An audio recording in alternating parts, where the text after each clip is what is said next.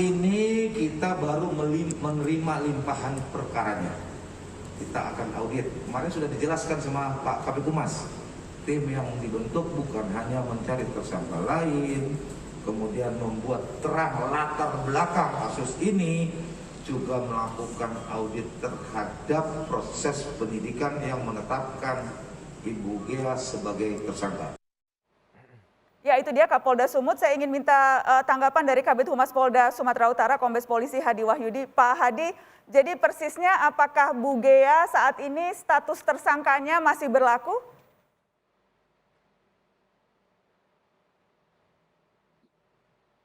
Pak Hadi. Halo, Assalamualaikum Mbak Nana. Waalaikumsalam. Mendengar pertanyaan saya tadi Pak, saya ulangi lagi. Apakah status tersangka atas Ibu Gea ini masih berlaku? Statusnya memang masih tersangka? Ya, jadi begini Mbak Nana, kami sampaikan kembali bahwa kasus ini diawali dari adanya saling melapor antara saudara Beni dengan Ibu Gea atas dugaan penganiayaan. Laporan ini diterima oleh penyidik Polsek Percut/Setuan. Kemudian penyidik melakukan pemeriksaan, kemudian memintakan visum et repertum, dan pada saat itu untuk terus mendalami. Ya. Setelah itu, halo? Ya, Pak Hadi, jadi ya masih tersangka atau tidak ini Ibu Gea? Untuk menjawab singkatnya Pak. Ya, jadi dari gelar perkara khusus yang dilakukan oleh Polda, karena kasus yang awalnya ditangani oleh penyidik Polsek, itu ditarik ke Polda dan ke Polrestabes. Ya.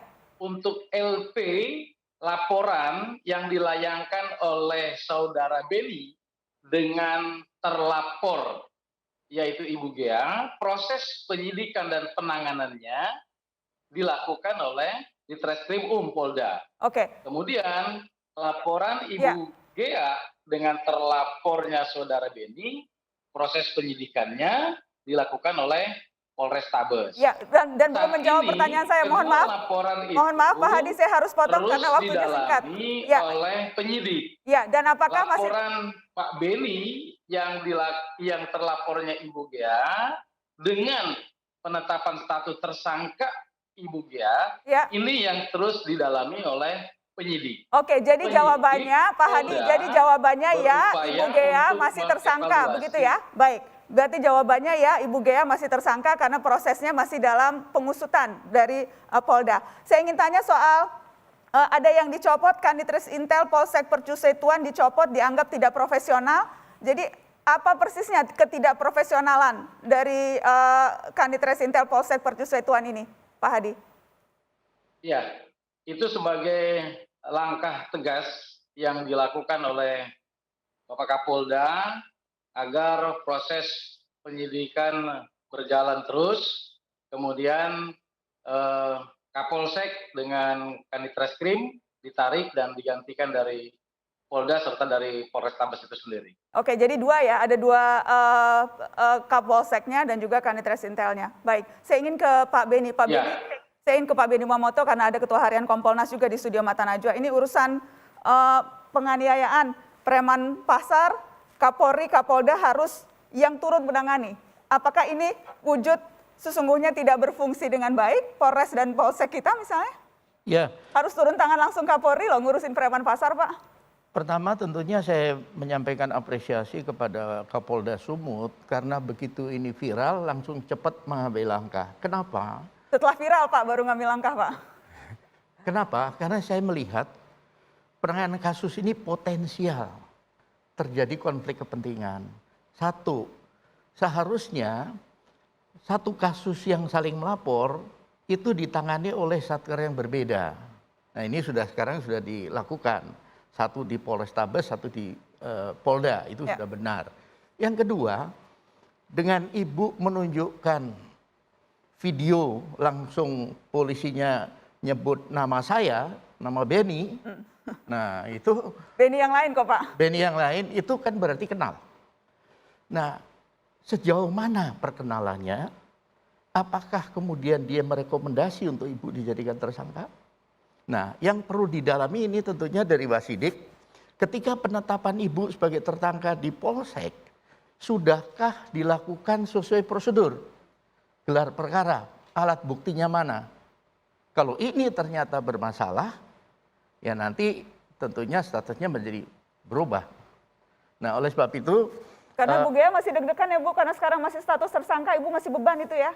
Iyalah.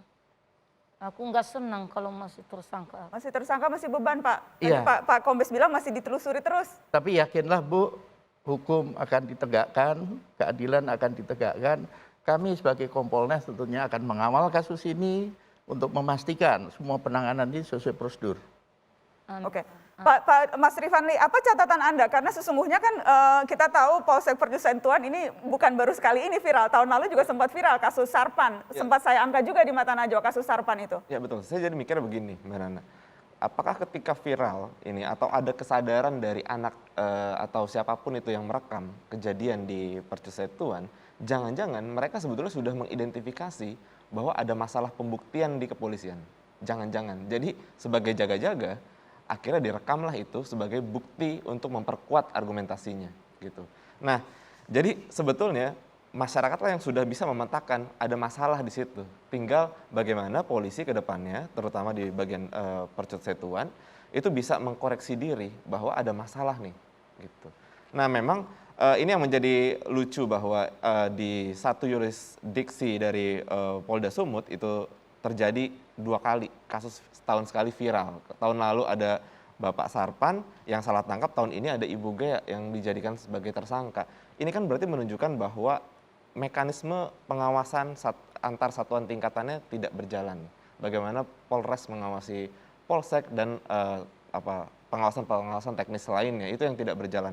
Padahal sejatinya ini bisa membuka tabir yang lebih dalam lagi. Misalkan begini, kalau kasusnya Ibu Gea adalah penganiayaan dan lain sebagainya, tapi sebetulnya ada masalah dugaan pungli yang mungkin pada beberapa waktu lalu itu Pak Jokowi sempat tuh untuk menelpon Kapolri ngurusin pungli di Tanjung Priuk. Nah, itu kan polisi sebetulnya punya ruang untuk membuka tabir-tabir tersebut, tapi yang diurus malah melanjutkan perkara, jadi saling lapor dan lain sebagainya. Baik, Ibu Gea, apa keinginan Ibu sekarang, Bu? Dari dalam lubuk hati paling dalam, Ibu kepengen apa, Bu? Bisa disampaikan di Mata Najwa. Dari hatiku, Bu, keinginan saya dan keluarga kami semua harus dihapus nama itu, tapi harus ada keadilan, seadil-adilnya. Itu yang kami cari. Jangan difitnah kami yang dikeroyoni, kami yang dihajar, kami lagi yang tersangka. Kami enggak terima. Dimanapun dibawa, kami dengan keluarga kami enggak terima, karena enggak pernah aku memukul, enggak pernah aku menghajar orang itu. Hanya gara-gara uang nggak dikasih 500.000, dihajar habis kami dengan anak gadisku. Anak gadisku pun bukan udah dewasa, baru SD kelas 6. Harapan kami harus terhapus nama kami itu, terhapus nama saya, karena aku malu kalau didengar orang kemana-mana, karena aku nggak pernah memukul. Kalau memang aku udah menghajar orang itu, nggak masalah sama aku. Kasus ini membuat Ibu juga harus tidak bisa belanja, tidak bisa berjualan di pasar, Ibu. Iya, betul. Udah berapa minggu ini nggak pernah jualan kami. Yang kami makan hanya yang di Batu DPR Sumut dengan yang TV One yang dikirim-kirim itu yang kami pakai, yang dibawa gubernur, wakil gubernur waktu itu yang kami pakai waktu ada kejadian itu. Pokoknya ada yang membantu kami, hanya itu yang kami Jadi Ibu pakai. sekarang makan dari uang donasi begitu ya, Bu? Ibu hidup dari uang donasi. Ibu Iya. belum bisa bekerja lagi. Masih belum. Masih ada utang, Ibu? Masih di BEN. Kami bayar di BEN rumah kami itu 1 bulan 700 7.050.000. Ada suratnya pun. Jadi Ibu kepengen dapat keadilan, Ibu ingin nama Ibu status tersangkanya hilang, Iya, supaya Ibu bisa kembali berjualan dan menghidupi keluarga. betul. Baik. Ibu Gea, terima kasih sudah hadir di Mata Najwa dan bercerita untuk saya malam ini. Sehat-sehat untuk Ibu dan keluarga. Amin. Pak Kombes Polisi Hadi Wahyudi, terima kasih banyak sudah bercerita di Mata Najwa malam ini, Pak Hadi. Titipan banyak orang agar Terima kasih, Mbak Nana. betul-betul Polda Assalamualaikum Sumut warahmatullahi wabarakatuh. betul-betul Polda Sumut bisa mengawal kasus ini sehingga keadilan didapatkan oleh Ibu Gea ya Pak. Titip itu. Ya, itu sudah menjadi komitmen Bapak Kapolda. Terima kasih banyak Pak Insya Allah. Hadi. Baik. Tetap di Mata Najwa, setelah ini saya akan hadirkan satu kasus lagi. Ibu Ernawati yang selama 26 bulan berjuang mencari keadilan untuk almarhum kakaknya yang diduga tewas karena disiksa polisi di tahanan. Seperti apa kisahnya setelah pariwara?